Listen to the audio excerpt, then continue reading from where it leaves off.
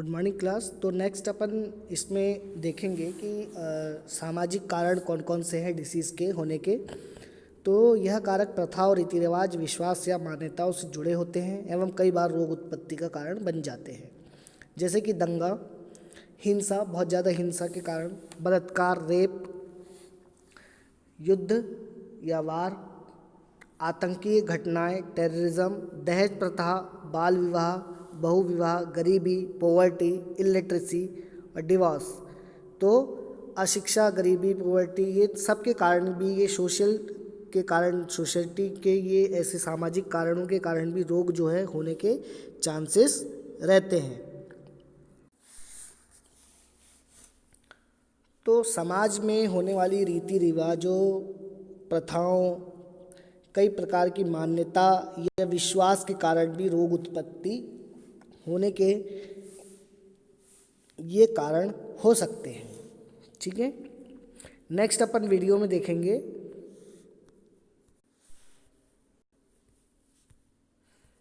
अज्ञात एवं अन्य। कई ऐसे अज्ञात और अन्य कारण हैं जिसके कारण भी क्या है, रोग उत्पत्ति होने के चांस होते हैं। जैसे कि इन सभी के अतिरिक्त कुछ रोगों के कारण अभी तक अज्ञात है। कई ऐसे जो रोग है होते हैं और कई ऐसे और भी रोग हैं और उनके कारण भी है जिसके अज्ञात कारण हो सकते हैं। जैसे कैंसर, कैंसर का ऐसा कोई कारण नहीं है, कोई ज्ञात कारण नहीं जिसके कारण ही कैंसर होता है। ठीक है, कई प्रकार से कोई भी व्यक्ति जैसे कि धूम्रपान, शराब इत्यादि का सेवन नहीं करता है, तब भी उनको कई प्रकार की ये जो कैंसर टाइप की जो भी प्रॉब्लम्स है, ये कैंसर हो सकते हैं या चांसेस उसमें होने के रहते हैं या हो भी जाते हैं। तो कई प्रकार के अज्ञात कारणों से भी कैंसर होता है। नेक्स्ट है जैसे एक्टोपिक प्रेगनेंसी। एक्टोपिक प्रेगनेंसी एक प्रकार की क्या है, गर्भावस्था में होने वाली या गर्भाशय में होने वाली प्रॉब्लम्स है। ठीक है, तो एक्टोपिक प्रेगनेंसी एक टाइप की गर्भावस्था के दौरान होने वाली परेशानी है या प्रॉब्लम्स है। ठीक है, उसके बाद है लकवा। लकवा जो है इसका कोई ज्ञात कारण नहीं होता है, हो जाता है कई बार, लेकिन कई बार हमने देखा गया कि जिनको हार्ट जो पेशेंट है, जिनको हाइपरटेंशन या ब्लड प्रेशर की जिसको शिकायत है, उनको लकवा होने के चांसेस ज़्यादा रहते हैं। बहुगर्भावस्था, मल्टीपल प्रेगनेंसी। मल्टीपल प्रेगनेंसी का कोई कारण नहीं रहता है, बहुगर्भावस्था भी हो सकती है। बहुत बार मल्टीपल प्रेगनेंसी हो सकती है, मतलब एक से अतिरिक्त जो भी है शिशुओं का जन्म या बच्चे जो हैं वो वूम में जो है वो विकसित हो जाते हैं। अनेक जन्मजात विकृतियाँ, कई प्रकार की ऐसी अनेक जन्मजात विकृतियाँ जो होती है, जो शरीर में हमको देखने को मिलती है, लेकिन इनका कोई खास कारण या खास जो है इसका जनक, जो रोग जनक हमको खास कारण हमको इसमें नहीं मिलता है। अबॉर्शन, गर्भपात। कई बार क्या होता है कि प्रेगनेंसी के समय कई बार क्या होता है कि अबॉर्शन हो जाता है, जो बच्चा जो है वो गिर जाता है, तो गर्भपात हो जाता है।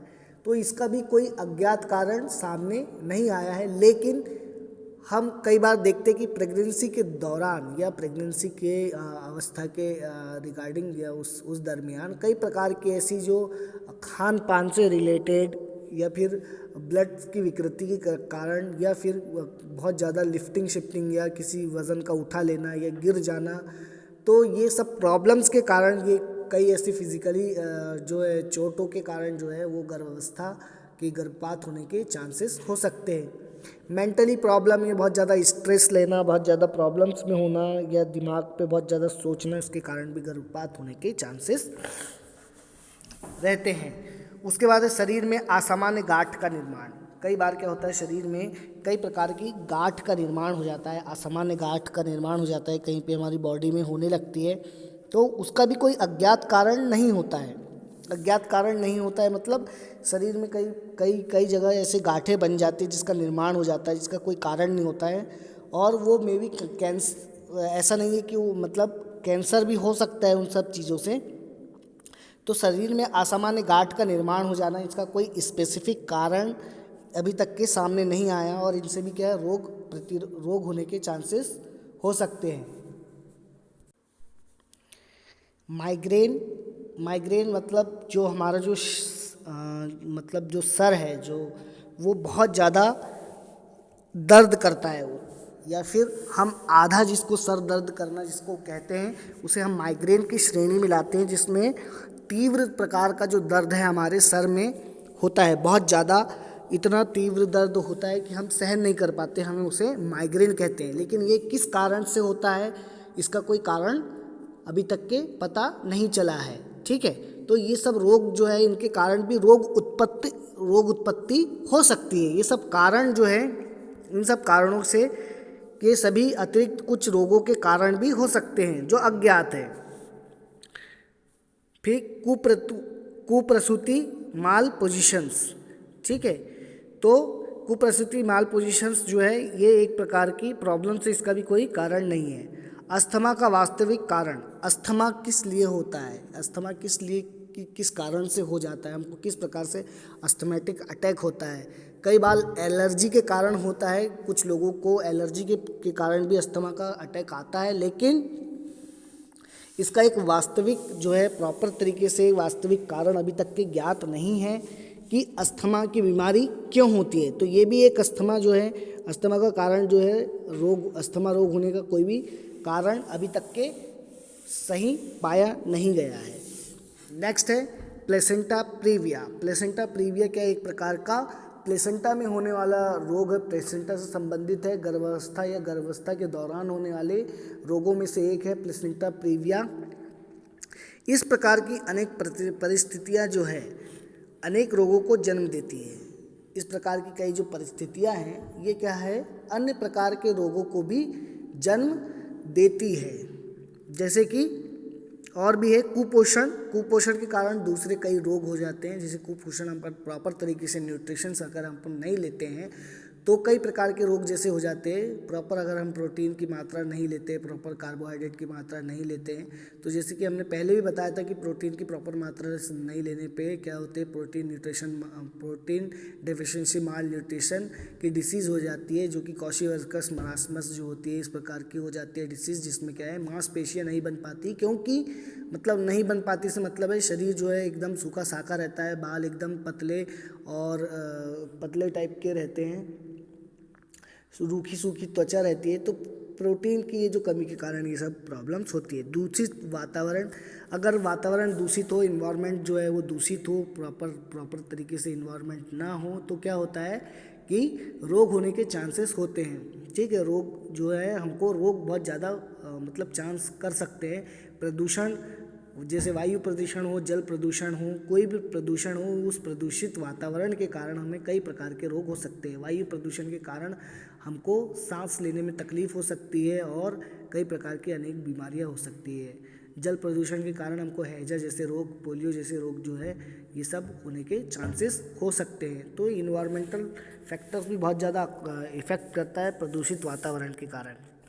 स्वच्छता की कमी, अगर हम साफ़ सफाई से नहीं रहते हैं तो हमको क्या है रोग होने के चांसेस हो सकते हैं। स्वच्छता बहुत ज़्यादा इम्पॉर्टेंट है रोग की उत्पत्ति में।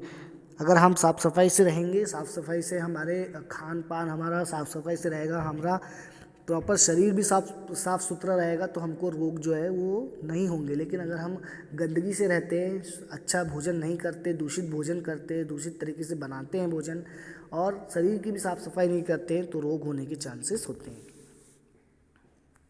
स्वच्छता की कमी के कारण भी गर्भावस्था कई रोगों को जन्म दे सकती है। जैसे गर्भावस्था कई प्रकार के रोगों को जन्म दे सकती है। गर्भावस्था के कारण भी कई प्रकार के जो है रोग उत्पन्न होते हैं। जैसे गर्भावस्था के दौरान प्रेगनेंसी इंड्यूस हाइपरटेंशन टाइप की एक बीमारी होती है, जो प्रेगनेंसी के दौरान जो है ब्लड प्रेशर बहुत ज़्यादा बढ़ जाता है, जो हमें प्रेगनेंसी इंड्यूस हाइपरटेंशन कहते हैं।